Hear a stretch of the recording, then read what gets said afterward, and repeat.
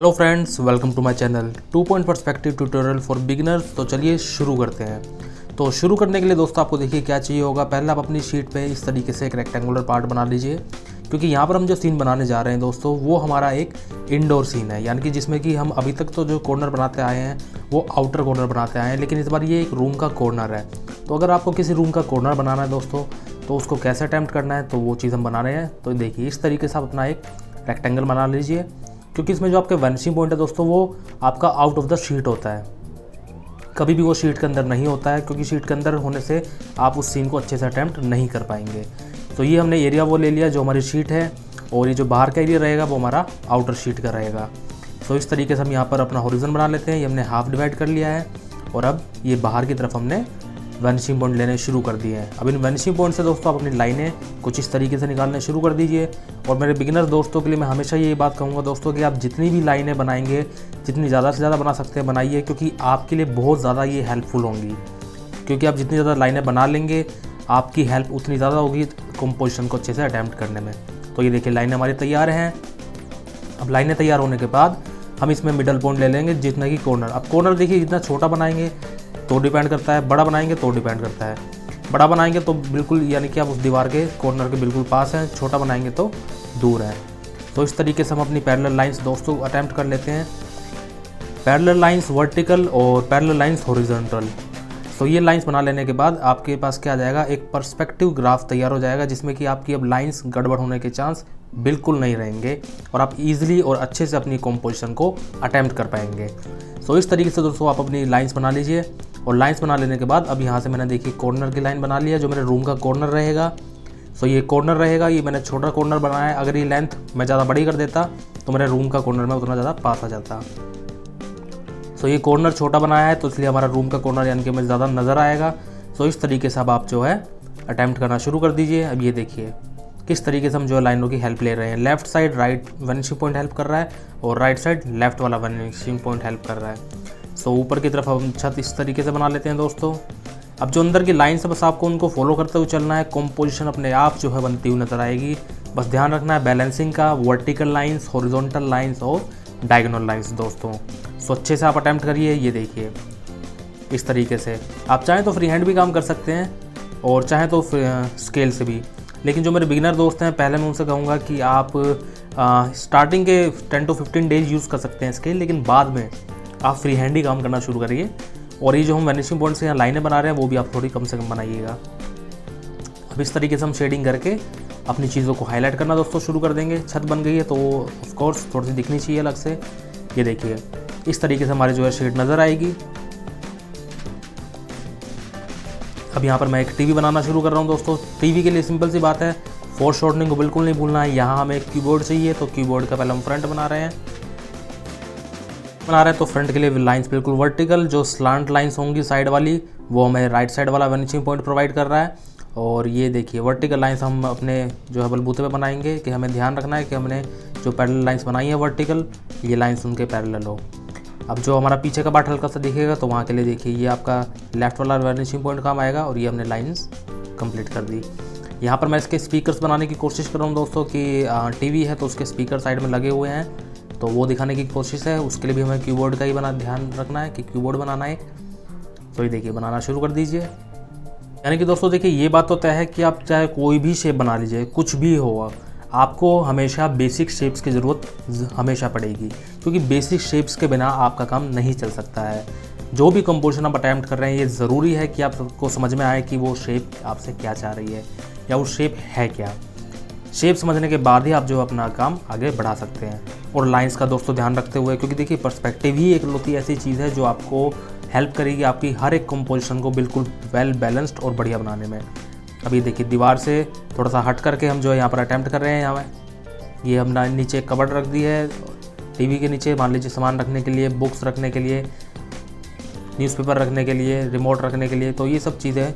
और ये शेप हमारी जो है कीबोर्ड को फॉलो कर रही है। सो इस तरीके से हम जो है दोस्तों अपनी चीज़ें धीरे धीरे और बाकी सारी चीज़ें भी अटैम्प्ट करनी शुरू करेंगे। अच्छे से दोस्तों आप देखते रहिए, देखिए किस तरीके से हम शेप्स को फॉलो करते हुए जा रहे हैं। जो मेरे बिगिनर दोस्त है वो ध्यान से देखें कि वो परपेंडिकुलर रूल को बिल्कुल ना भूलें। लाइंस आपकी बिल्कुल स्ट्रेट वर्टिकल हो और स्लांट लाइंस आपको दोनों वैनिशिंग पॉइंट प्रोवाइड कर रहे हैं, बाकी हॉरिजॉन्टल आपके ऊपर है। वैसे इस केस में बहुत रेयर चांस है कि आपको हॉरिजॉन्टल लाइन बनाने की कोशिश बनानी पड़े, लेकिन इसमें जो आपकी स्लांट लाइंस और वर्टिकल लाइंस की इंपॉर्टेंस बहुत ज़्यादा है दोस्तों, तो आप स्लांट लाइंस और वर्टिकल लाइंस पे पूरा का पूरा ध्यान दें। सो इस तरीके से देखिए, बाकी चीज़ हम इसमें एडिट करनी शुरू कर देते हैं जिस तरीके से हमें रूम भरना है। एक बेसिकली ये ड्राइंग रूम का कॉर्नर है, तो उसको हमने दिखाने की कोशिश की है।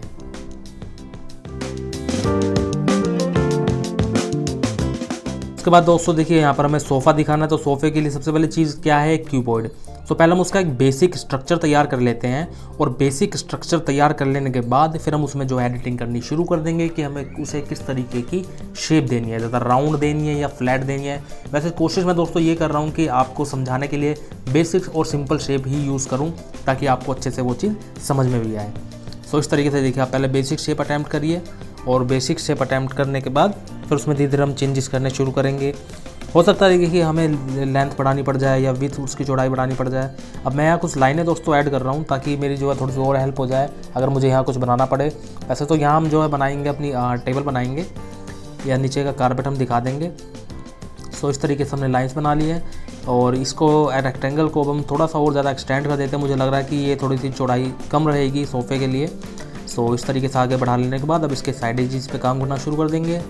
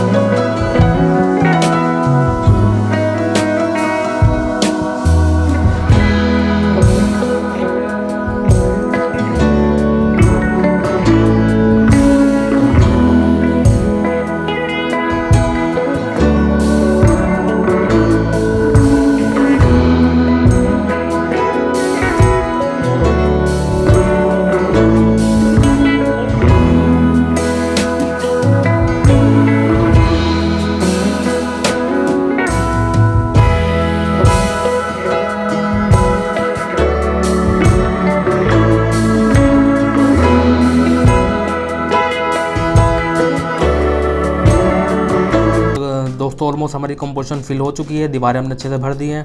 अब इसमें जो भी पार्ट काम बचा है वो हमारा शेडिंग का बचा है। अब हम अपनी चीज़ों को हाईलाइट करना दोस्तों शुरू कर देते हैं।